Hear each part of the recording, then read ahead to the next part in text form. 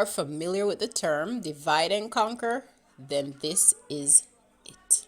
This is the final showdown, my people. The last round of the game is now on in full force, literally. The two most crucial species to life are in the ring, opposing each other in full force. On the left, we have the unstoppable force, the feminine movement. And on the right, the immovable object, the masculine or alpha male movement. Now, unfortunately, I didn't study any social affairs. Nonetheless, I have to give my views and my opinions on this serious, very, very serious nonsense. I have been observing the rise and seeing the trends. I have been watching very, very closely and listening attentively from the sideline. And I must say, this needs to stop. Both the feminine and the masculine have a very, very valid point in regards to what they are putting forward.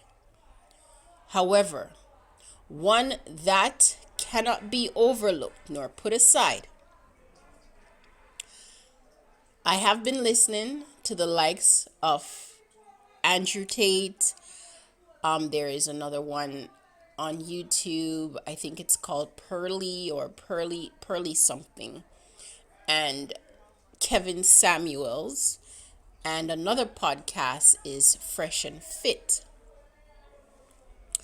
And based on listening, and I have not been listening to their content from a very long time. I really just started listening to their content because somebody introduced me, well, not really introduced me, but sent me a video of one of these individuals' YouTube podcasts. And I listened, and it really, really caught my interest. And it caught my interest, as I said, because they are putting forward things that are very crucial. They are making known to the public or having the conversations on topics that I think are very, very much needed. The discussions are absolutely, absolutely needed, because unless we have discussions, then we're never, ever going to have the opportunity to find solutions, because nobody is talking, nobody is coming up front to say what the issues are. Now, as I said, these are the main ones that I have been listening to so far just recently. And each time that I listen to them, I get very agitated. And I get very agitated because even though the message or the conversations that they're having need to be I think that there are some things that are being said that are just, one, to me, very misleading and appears very scripted, especially from two of these channels that I have watched. Now, in terms of empowering men, I don't know if, I don't think there is a word written right now to say how I absolutely applaud those who are doing such. Persons like Andrew Tate, some of the things that I've heard him say in reference to men, and just getting them all boosted into that area of empowerment, I absolutely agree with it. I applaud him for doing that. There are some things that I really don't agree with, as I said, but for the most part, the empowering of men in our society today, it is needed. Sorry. Now, it's not that men aren't already empowered, because if you look at the hierarchy, If you look at levels of management, men have, since the beginning of time, based on what I've read, I haven't been here since the beginning of time, but based on my observation and the information that has been put out there, men have really always, to some extent, been in control. They have been in control. And that's still present to this day, right? Now, with that said, with that said, it's not that men are not empowered, but there's a great percentage of men who I think lack a certain level of self-esteem. They lack a certain level of social awareness. They lack a certain level of confidence. So I applaud Andrew Tate for trying to get them empowered. I applaud the likes of Kevin Samuels.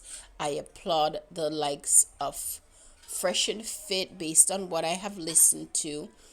Again, there are some areas for me that are of great concern, but let me just go ahead and touch on certain things, okay? So kudos to those men for doing that. Kudos for having a platform that men can gravitate to, men can call in, express themselves, talk about things that are affecting them. Okay? Now, men need to find, know, and understand who they are.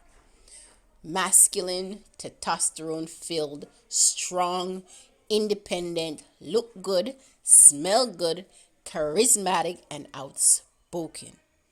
And I'm not saying that every single man is going to have this type of character or trait, but some things are you're born with, as they say, other things you can train yourself to develop over time.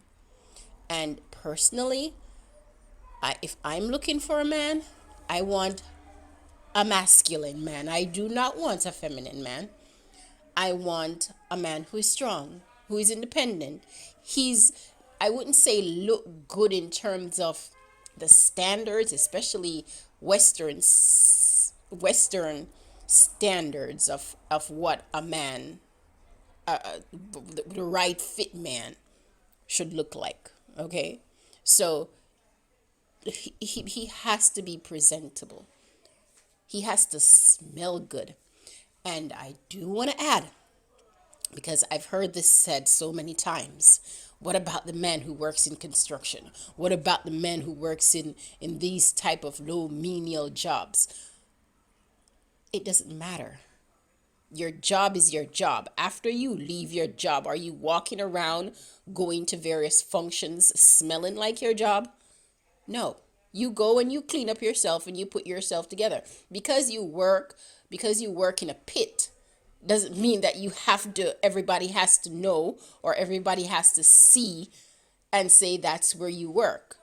You understand? A female can be a prostitute and work in a club. She doesn't have to go around advertising herself and letting everybody know after she leaves work that that's the type of work that she does. You know, where's the question? Where's the secrecy? Where's the let me think about it? Where's the guessing? Those little things. You don't have to showcase every single thing. So because you work in certain jobs that society considers menial, I don't consider it menial, because personally, the garbage collector, and those are the people that I think should be getting the most pay. If